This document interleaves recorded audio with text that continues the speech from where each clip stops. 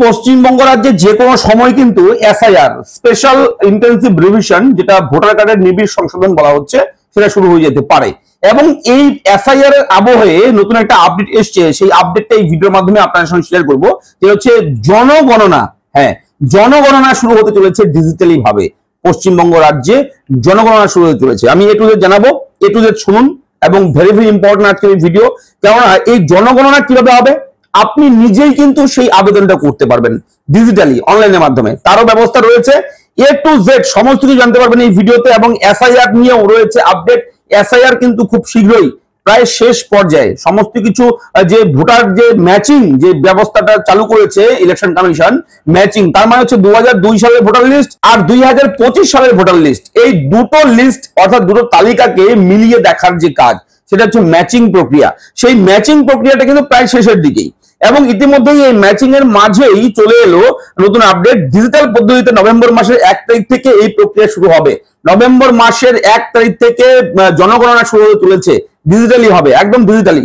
আপনি অনলাইনের মাধ্যমে কিন্তু আবেদন করতে পারবেন, কিন্তু জনগণনা করতে কর্মীরা কিন্তু আপনার বাড়িতে আসবে এবং বাড়িতে এসে কি কি দেখবে, কিভাবে জনগণনা করা হবে, এগুলো অবশ্যই এ টু জেড বলে দেবো ভিডিওতে। সঙ্গে থাকুন, আমি দেখবো ভিডিওতে আপনার সঙ্গে শুভঙ্কর। আপনি দেখছেন আপনাদের প্রিয় ইউটিউব চ্যানেল এরা ফ্রেন্ড। চ্যানেলটিকে সাবস্ক্রাইব করুন, ভিডিওটাকে লাইক করবেন, একটু বেশি করে শেয়ার করবেন, যাতে করে এই আপডেট সবার কাছে পৌঁছায়। চলুন দেখে নিই। আমি অন স্ক্রিনেও কিন্তু এখানে দিয়ে দেবো, যাতে করে আর্টিকেলটা আপনারা পড়ে নিতে পারেন, নিজেরাও দেখে নিতে পারেন। দেখুন, 16 বছর পর হবে জনগণনা। হ্যাঁ, 16 বছর পর জনগণনা হবে। এসআইআর নিয়ে বিতর্কের আবহেই এবার শুরু হয়ে গেল এই প্রক্রিয়া। কেন্দ্র জানিয়েছে, অর্থাৎ সেন্ট্রাল গভর্নমেন্ট জানিয়েছে, দেশের জনগণনা যে রয়েছে, জনগণ ডিজিটাল পদ্ধতিতে তাদের তথ্য আপলোড করতে পারবে। আমরা আপনারা সবাই অনলাইনের মাধ্যমে আমাদের ডেটা কিন্তু দিতে পারবো, জমা করতে পারবো এবং এই আপলোড করতে পারবো। নভেম্বর মাসের 1 তারিখ থেকে এই প্রক্রিয়া শুরু হয়ে যাবে। হয়তো অ্যাপ্লিকেশন চালু হবে অথবা কোনো ওয়েবসাইট চালু করবে সেন্ট্রাল গভর্নমেন্ট, যেখানে গিয়ে আমরা আমাদের পরিবারের সমস্ত ডেটা আমরা সেখানে আবেদন করতে পারবো, জমা করতে পারবো। এরপর ভেরিফিকেশন করতে হয়তো কেউ আসবে, সেটা আমি পরে বলে দেবো, ঠিক আছে, ভিডিও শেষে বলে দেবো। দেখুন, রেজিস্ট্রার জেনারেল এবং জনগণনা কমিশনের তরফে প্রকাশিত একটি বিজ্ঞপ্তিতে বলা হয়েছে 2027 সালের জনগণনার প্রথম পর্বের জন্য পরীক্ষামূলক পর্যায়ে থাকবে হাউস লিস্টিং। তার মানে বাড়ি গণনা, হাউস লিস্টিং, বাড়ি কি রয়েছে সেই ডিটেলস দেখবে, ঠিক আছে। এরপর রয়েছে গৃহ সমীক্ষা, বাড়ির সমীক্ষা, কার কাঁচা বাড়ি, কার পাকা বাড়ি, কার 3 তলা বাড়ি, কার 4 তলা বাড়ি, ঠিক আছে, কি রয়েছে আপডেট, সেটাও কিন্তু তারা কিন্তু দেখবে প্রথম পর্যায়ে এগুলো। এরপর রয়েছে কি দেখুন, এরপর রয়েছে নির্দিষ্ট কিছু রাজ্য এবং কেন্দ্রশাসিত অঞ্চলে আগামী 10 থেকে 30 নভেম্বরের পর্যন্ত এই কাজ চলবে। নভেম্বরের 30 তারিখ পর্যন্ত এই কাজটা চলবে প্রথম পর্যায়ে, ঠিক আছে।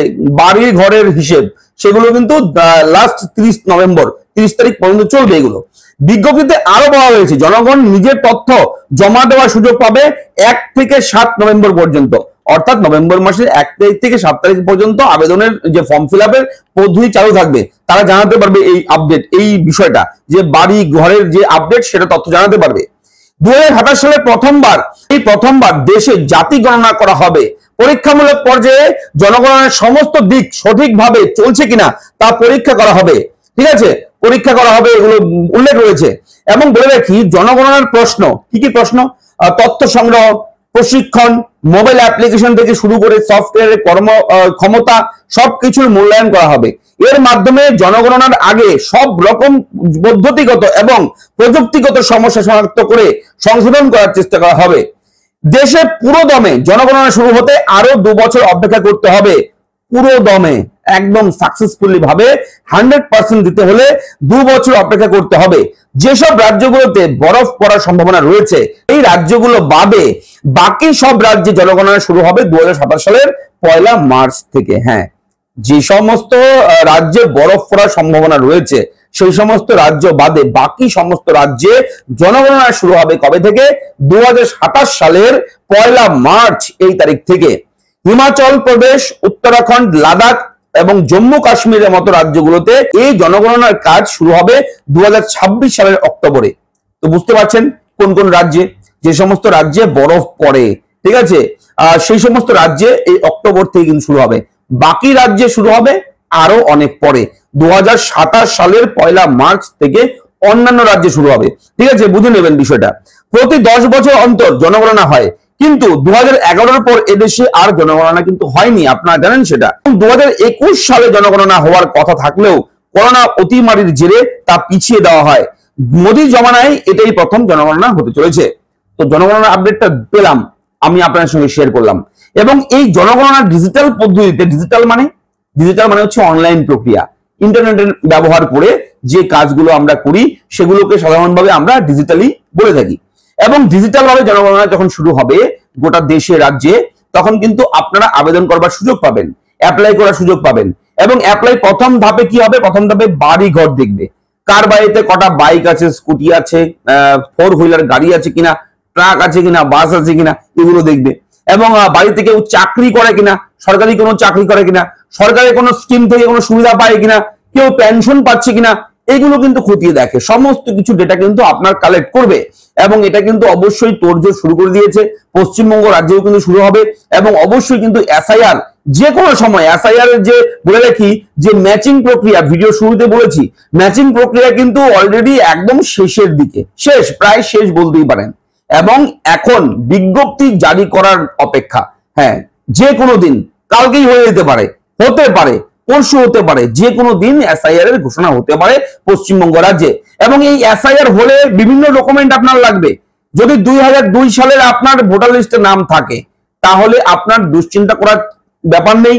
2002 এর তালিকায় যদি নাম না থাকে আপনার, যদি বাবা মায়ের নাম থাকে, তবুও কিন্তু আপনার চিন্তা করার ব্যাপার নেই। সেই পেজ দিয়েই কিন্তু আপনি এসআইআরটা করতে পারবেন। এবং যাদের 2002 সালের ভোটার লিস্টে নাম নেই, তাদের কিন্তু সমস্যা হবে কি, অন্যান্য যে 11টা ডকুমেন্ট, সেই ডকুমেন্ট গুলোর মধ্যে যে কোনো একটা ডকুমেন্ট আপনাকে দেখাতে হবে। সেই ডকুমেন্ট গুলো কি কি আমি খুব শীঘ্রই, যদিও এর আগেও ভিডিও দিয়েছি, বহুবার বলেছি আপনাদেরকে যে কোন কোন ডকুমেন্ট লাগবে এসআইআর এর জন্য। যদি আপনারা চান ফ্রেশ আরো একটা ভিডিও করে দেবো, যাতে আরো ভালোভাবে আপনারা বুঝতে পারেন। তাই অবশ্যই আপনাকে বলবো, ভিডিওর অবশ্যই কমেন্ট বক্সে আপনারা কমেন্ট করে জানাবেন কি জানতে চাচ্ছেন এসআইআর নিয়ে কিংবা জনগণনা নিয়ে। কোনো প্রশ্ন থাকলে আমাকে প্রশ্ন করবেন, আমরা চেষ্টা করবো আপনাকে সেই সমস্যার সমাধান করতে। চলুন, দেখা হচ্ছে নেক্সট ভিডিওতে। ভালো থাকবেন। এই ছিল ভিডিওর মূল আপডেট। ভালো লাগলে লাইক করবেন, চ্যানেলটাকে সাবস্ক্রাইব করবেন। ধন্যবাদ।